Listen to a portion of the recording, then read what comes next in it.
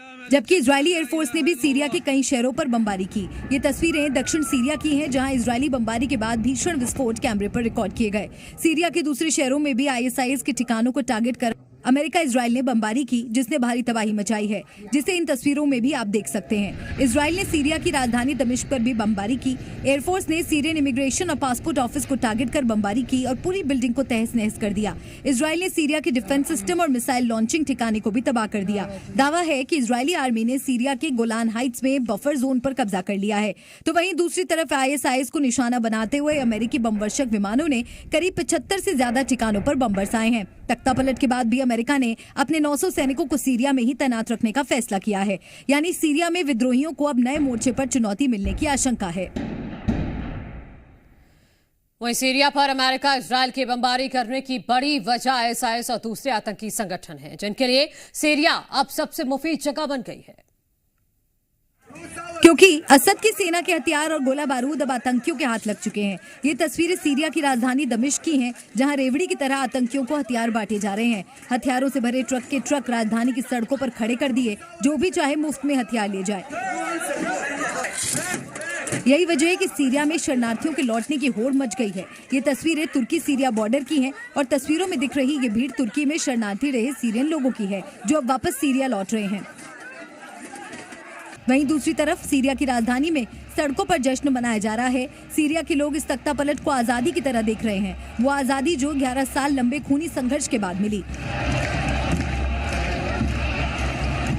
Syria में रहने वाले क्रिश्चियन भी असद की हार का जश्न मना रहे हैं। लोग तख्तापलट की खुशी में पार्टी कर रहे हैं और अपनी जीत का इजहार कर रहे हैं। हालांकि सीरिया पर शुरू हुए इजरायल अमेरिकी हमलों से लोग दहशत में भी हैं। सीरिया छोड़कर रूस भाग जाने के बाद बशर अल असद से जुड़े नए खुलासे हो रहे हैं, जिनमें सबसे बड़ा खुलासा असद परिवार के गुप्त तहखाने से जुड़ा है। दमिश्क पर कब्जे के बाद जब विद्रोही लड़ाके असद के ठिकानों में घुसे, तभी उन्हें एक ऐसी सुरंग मिली जो असद परिवार के भूलोक तक लेकर जाती है। असद के ऑफिशियल हाउस में लूटपाट के बाद विद्रोही इस सुरंग में घुसे तो उनके होश उड़ गए, क्योंकि असद के पाताल लोक में ऐसे रहस्य छिपे थे जिनके बारे में सीरिया के लोगों ने सुना तक नहीं था। असद फैमिली के इस गुप्त ठिकाने तक जाने के लिए पहले कई 100 मीटर लंबी सुरंग से होकर गुजरना पड़ता है। फिर जमीन के अंदर कई लेयर की सिक्योरिटी पार करने के बाद ये रास्ता असद के गुप्त ठिकाने तक पहुंचा। तस्वीरों में देख सकते हैं कैसे असद का ये तहखाना कितनी हाईटेक सुविधाओं से लैस था, जहां लैविश लाइफ का हर इंतजाम मौजूद है। यानी जब सीरिया की जनता भूखी मर रही थी, तब भी असद फैमिली इसी गुप्त लोक में ऐशो आराम से जी रही थी। हालांकि जब विद्रोही गुट ने इस सेफ हाउस की तलाशी ली तो सब कुछ लूटा हुआ नजर आ रहा था। यानी असद फैमिली जैसे पहले ही अपने साम्राज्य के खात्मे का अंदाजा लगा चुकी थी और इसीलिए पूरा घर रूस निकलने से पहले ही खाली कर दिया गया। बशर अल असद के पिता ने 1971 में तख्ता पलटकर सीरिया की सत्ता संभाली थी। 2011 में असद सरकार के खिलाफ पहली आवाज उठी और लंबी लड़ाई के बाद असद परिवार का युग भी उसी तरह खत्म हुआ जैसे वो तख्ता पलटकर सत्ता में आए थे। अब रुख करते हैं पाकिस्तान का। पीओके में पाकिस्तान की लूट नीति एक बार फिर एक्सपोज्ड हो गई है। पीओके के नीलम घाटी में नाराज प्रदर्शनकारियों ने डीएसपी को थप्पड़ जड़ दिया। शहबाज सरकार से पीओके तो संभल नहीं रहा, लेकिन भारत में अटैक की नापाक कोशिशों से बाज नहीं आ रहा है। ऐसा है, बारामूला में आतंकियों की ऐसी ही नापाक कोशिशों को सुरक्षा बलों ने जोरदार झटका दिया है।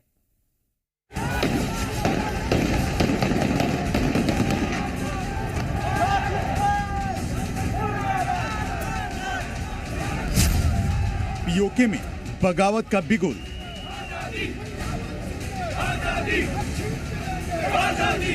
पीओके फिर से उबलने लगा।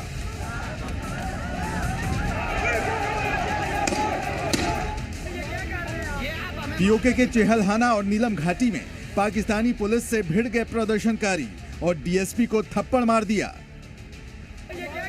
ये आप हमें मारने की धमकी दे रहे हैं आप। हमें मजबूर ना किया जाए। जिसके बाद प्रदर्शनकारियों और पुलिस के बीच तनाव बढ़ गया।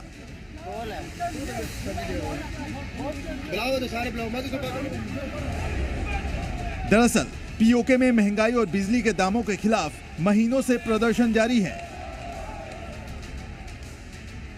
कंगाल पाकिस्तान सरकार ने पीओके के लिए हाल में कुछ राहत पैकेज भी दिया था, लेकिन प्रदर्शनकारियों के मुताबिक वो पैसे ऊंट के मुंह में जीरे के समान हैं।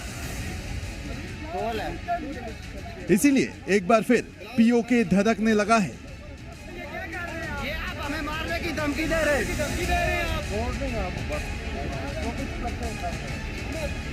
हमें मजबूर ना किया जाए।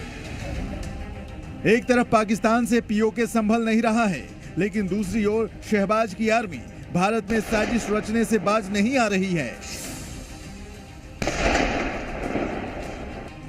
जम्मू कश्मीर के बारामूला में पलपोरा पट्टन इलाके में आईडी मिलने से हड़कंप मच गया।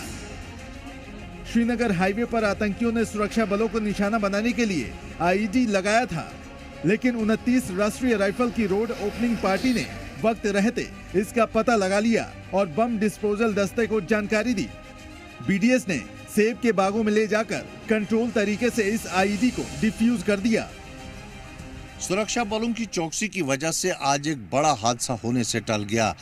श्रीनगर बारामूला रोड पर एक आईडी प्लांट की गई थी, जो एसएसबी और सेना के 29 आरआर के जवानों ने, जो उनकी आरोपी है, उन्होंने उसको डिटेक्ट किया और तुरंत बीडीएस को जो है बुला लिया गया और फिर उसको इस जगह पर जो है कंट्रोल ब्लास्ट किया गया। यहाँ आप देख सकते हैं कितना बड़ा खड्डा हो गया है और यहीं पर जो है उसको सैंड के बैग इर्द गिर्द रखकर उसको कंट्रोल ब्लास्ट किया गया था और एक बड़ा हादसा जो होने वाला था उसको टाल दिया गया है। कैमरा पर्सन इरफान मंजूर के साथ खालिद हुसैन, जी मीडिया, पटन पलहालत।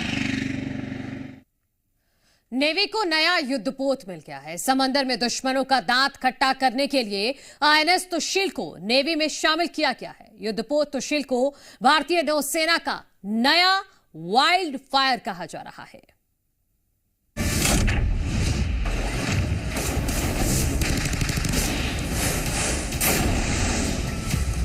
हिंद महासागर में भारत का नया वाइल्ड फायर है तुशील, यानी रक्षक।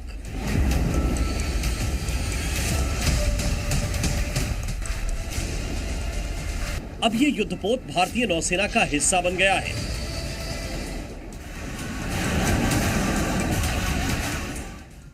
रूस में रक्षा मंत्री राजनाथ सिंह ने इस ताकतवर युद्धपोत को भारतीय नौसेना में शामिल करवाया। दरअसल ये युद्धपोत भारतीय नौसेना की नई ताकत है। इसकी खूबियां इस युद्धपोत को नेवी का नया वाइल्ड फायर बनाती हैं।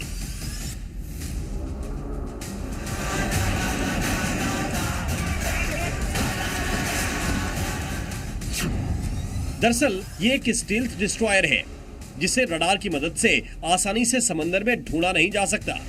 यानी इसकी मदद से समंदर में भारत की सुरक्षा वाटरप्रूफ हो जाएगी। ये एक स्टेल्थ गाइडेड मिसाइल फ्रिगेट है जो सर्वेलेंस में, एंटी सबमरीन रोल में, एंटी शिपिंग रोल में, सी लेंस ऑफ कम्युनिकेशन जो हमारी इंडियन ओशन की उसमें प्रोटेक्शन के रूप में हमें इसका इस्तेमाल करने को मिलेगा।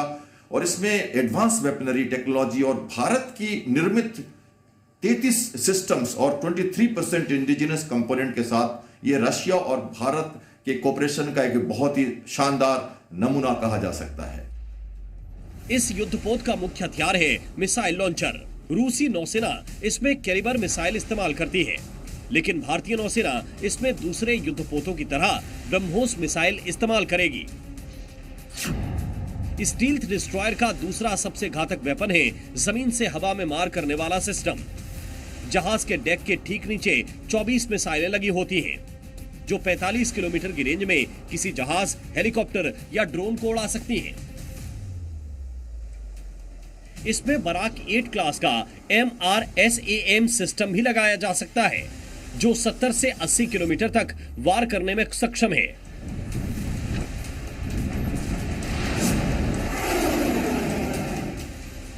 ये मिसाइल हवा में किसी भी टारगेट को निशाना बना सकती है। अगर इसके बावजूद कोई मिसाइल हवाई जहाज फ्रिगेट के करीब आ जाए तो अंतिम एयर डिफेंस सिस्टम है काश्तान, जो तेज रफ्तार से गोलियां बरसाने वाली गन और छोटी दूरी के रॉकेट से लैस है। यह सिस्टम पूरी तरह से ऑटोमेटिक है और रडार की मदद से अपने आप दुश्मनों को ढूंढकर उनको फिनिश कर देता है। ये 600 मीटर से लेकर 4 किलोमीटर तक दुश्मन के जहाजों और पानी के नीचे 1 किलोमीटर की गहराई तक पनडुब्बियों की कब्र बना सकता है। हमारे टेक्निकल पर्सनल वहां जाके लगातार इसमें काम करते रहे हैं और इसकी मिसाइल अब हम देखेंगे जब इंडियन ओशन के वेस्टर्न फ्लीट में ये शामिल होगा और वहां से ऑपरेशनली रेडी होकर आएगा, क्योंकि इसकी ट्रायल्स वगैरह सब कंप्लीट हो चुकी है और एक तरह से ये रेडीमेड शिप आएगा। INS तुशिल भारतीय नौसेना के पश्चिमी बेड़े में शामिल होगा और मतलब इससे अरब सागर और हिंद महासागर में समुद्री सरहद और सुरक्षित हो जाएगी। ब्यूरो रिपोर्ट, जी मीडिया।